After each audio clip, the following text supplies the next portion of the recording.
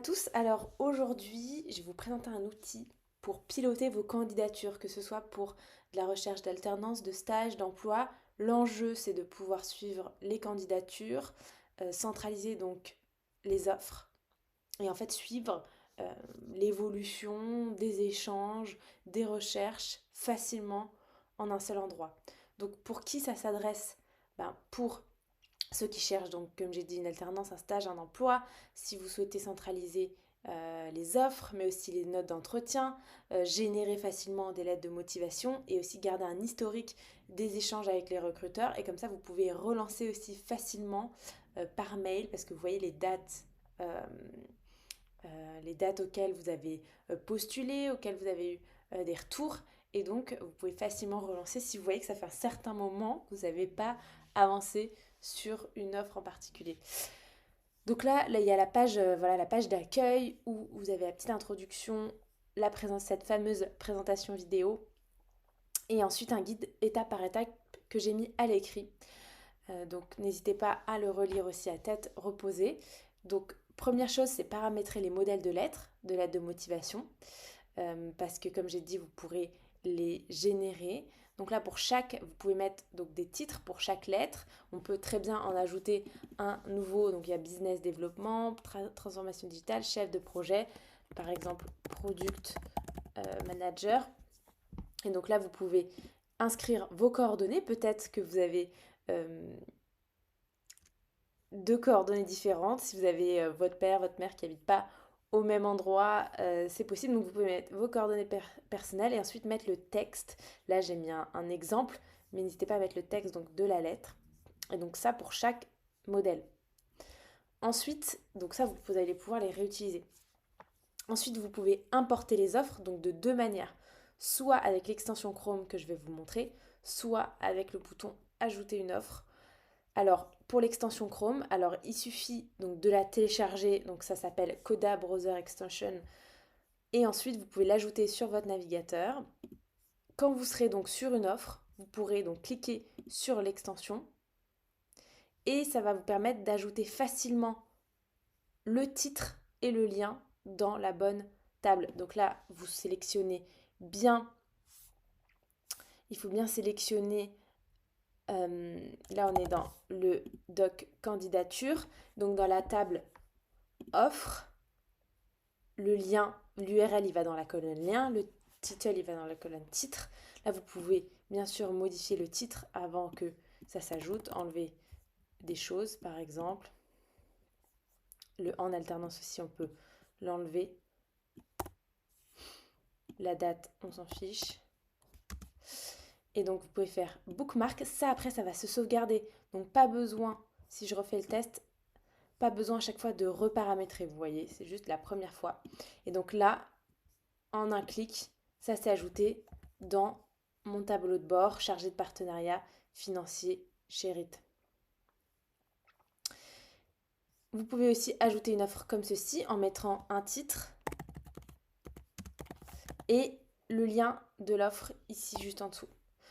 Vous voyez aussi que donc dès que vous ajoutez une offre, vous avez donc l'historique des événements qui s'ajoutent, donc la date à laquelle voilà, c'était en à postuler. Ensuite, vous aurez, si j'en ouvre une autre, la date à laquelle l'offre est passée en postulé. Et puis en sélectionner, en pas de suite, en choix final. Donc voici les différentes étapes. Donc les différentes étapes pour faire, comment dire, glisser les cartes. À postuler, c'est quand vous n'avez pas encore envoyé votre candidature. Postuler, vous avez envoyé votre candidature, vous attendez un retour. Sélectionner, donc vous avez un retour, vous êtes en entretien en fait, pas de suite, donc c'est tombé à l'eau. Et choix final, bien sûr, c'est ceux pour lesquels vous êtes sélectionné et vous avez le choix.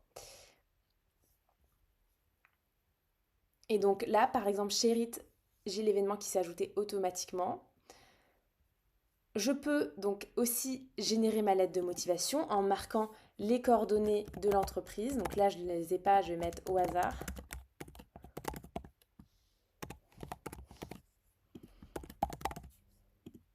L'objet chargé de partenariat en alternance. Et là, vous pouvez sélectionner donc le modèle. Ici, ça va être plutôt... allez, je vais mettre BizDev. Et une fois que vous avez tout complété, donc l'entreprise, ses coordonnées, l'objet de la lettre, sélectionner un modèle, vous pouvez ouvrir et là vous voyez que automatiquement ça a repris vos coordonnées de la lettre et aussi le modèle de la lettre. Vous pouvez donc modifier tout ce qui est là si besoin. Après l'objet aussi, vous pouvez d'ailleurs le modifier si besoin. Et une fois que vous avez donc ajusté votre lettre de motivation, vous pouvez aller dans trois petits points. Print, je vous conseille de faire print plutôt que export to PDF. Pourquoi? Parce que ici vous pouvez donc configurer la largeur des marges. Vous pouvez aussi enlever l'entête et le pied de page par défaut si ça vous gêne, s'il y en a un qui s'est glissé. Et au moment d'enregistrer, vous pouvez aussi facilement paramétrer le nom.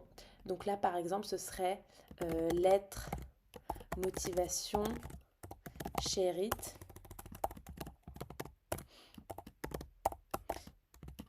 Par exemple, avec votre nom. Et donc ensuite, vous retrouvez bien la lettre dans vos téléchargements. Je vais l'ouvrir tout de suite en PDF. Bien sûr, l'idée c'est de la personnaliser. N'hésitez pas d'ailleurs à utiliser des couleurs. L'export donc prend en compte les couleurs.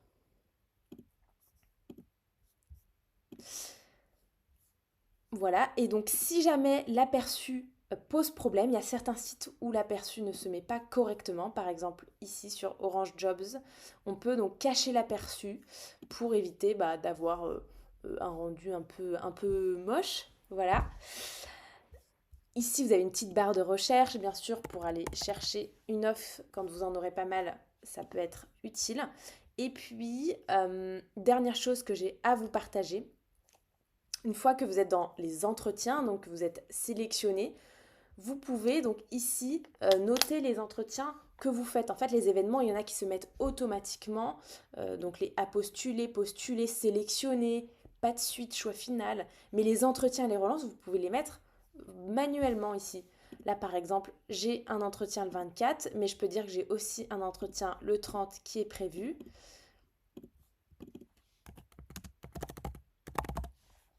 Et donc, il faut savoir ici que tous les entretiens à venir s'affichent là-haut. Vous pouvez aussi afficher tous ceux qui sont passés avec ce toggle en cliquant dessus. Et vous pouvez donc prendre vos notes ici directement d'entretien. Donc comme ça, vous avez tout l'historique des entretiens et puis les notes qui sont directement consultables ici. Voilà, je pense que j'ai fait le tour. On a bien parlé donc d'ajouter les offres, on a parlé du suivi des candidatures, le fait d'ajouter vous-même les relances, les entretiens, on a parlé de la génération de lettres de motivation, on a parlé aussi du fait de pouvoir voir tous ces entretiens en haut. Il vous reste plus qu'à supprimer les données de test parce que là, bien sûr, vous avez certaines données dans ce modèle et puis de l'utiliser. C'est parti.